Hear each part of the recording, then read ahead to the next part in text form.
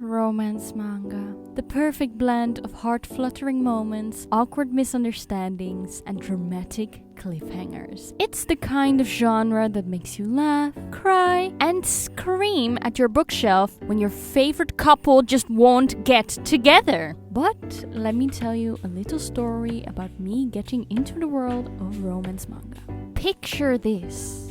Young, naive me, browsing the shelves of a local bookstore, looking for something new to read. And there it was, a manga with a cute cover and a promising title. Little did I know, that innocent purchase would lead me down a rabbit hole into a whole new world of manga and anime dedicated entirely to the art of romance. And I couldn't get enough, to be very honest. I devoured series after series, rooting for my favorite couples, crying over the heartbreaks, and just laughing at the hilarious misunderstandings.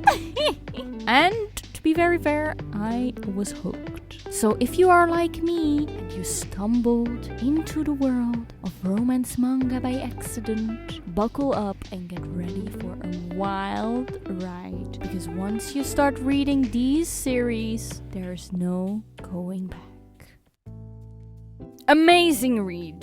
Aoharaido is a series that follows the story of Futaba Yoshioka, a high school student who reunites with her middle school crush, aka Komapuchi. As they rekindle their friendship, they begin to develop feelings for each other. But their past and personal struggles make the relationship complicated. I really love the fact that Futaba is learning to stand up for herself, as she should, as an independent woman, but also shows relatable and common habits like displaying your past into the future, aka thinking that everything is like before. Besides that, oh my gosh, Ko has my heart.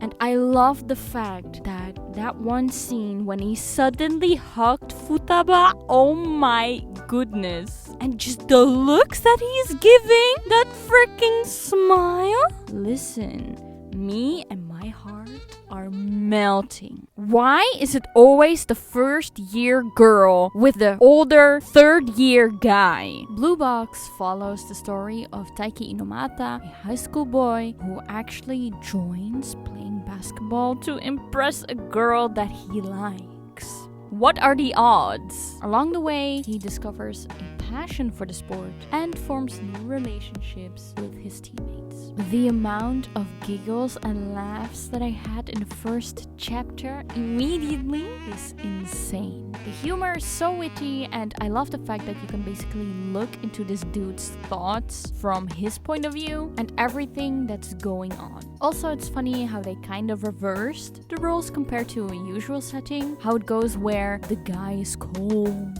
and the girl's being shy and all of that. But this man is literally already planning a wedding in his head with a girl that he barely knows.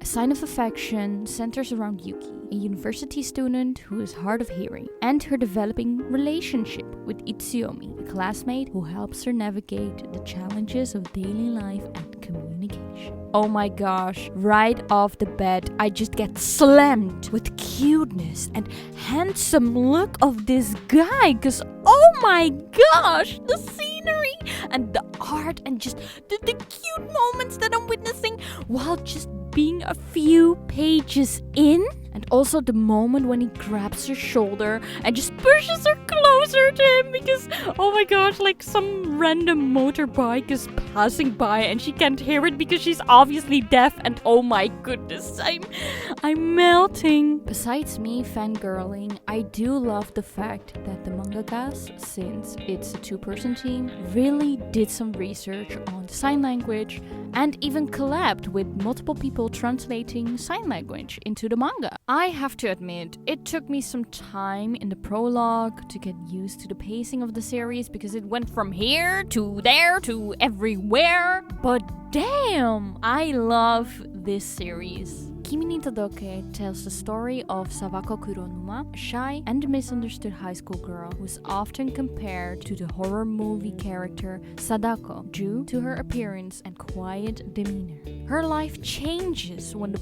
popular and friendly Kazehaya starts talking to her and helps her to make friends. You can compare this feeling kinda with Fortnite? At first, it's kinda cringy and not liking it at all, but slowly, the more you play, you just get addicted and can't stop continuing.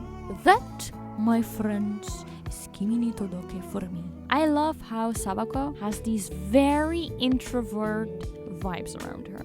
Very unbothered and people not approaching her at all, but deep down wanting to make friends since she hasn't any. Then randomly, this Kazehaya guy in her class has always the spotlight and is basically a fluffy ball of so much energy and joy and happiness. And all of that.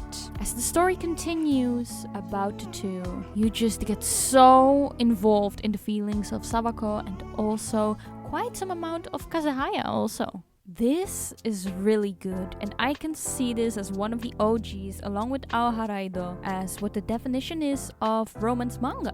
Kamisama Kiss is a really witty and funny romance manga and obviously has a really nice and cute art style. It revolves around a high school student girl named Nanami, and she has basically no place to stay anymore since her dad got so obsessed with gambling that he decided to get some milk. She meets this random guy and he tells her that he has a place for her to stay. He gives her the directions and all of that and eventually ends up giving her a kiss on the forehead, with Nanami not knowing that she has been handed over special powers. Once Nanami arrives at the shrine, that's where all the fun and adventure begins.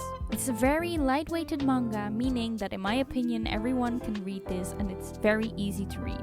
Thankfully, these were the series that introduced me to romance manga because guess what? Now I am fully obsessed. Anyway, if you have any other recommendation that I should be reading, let me know in the comments and I see you all in my next video. Bye!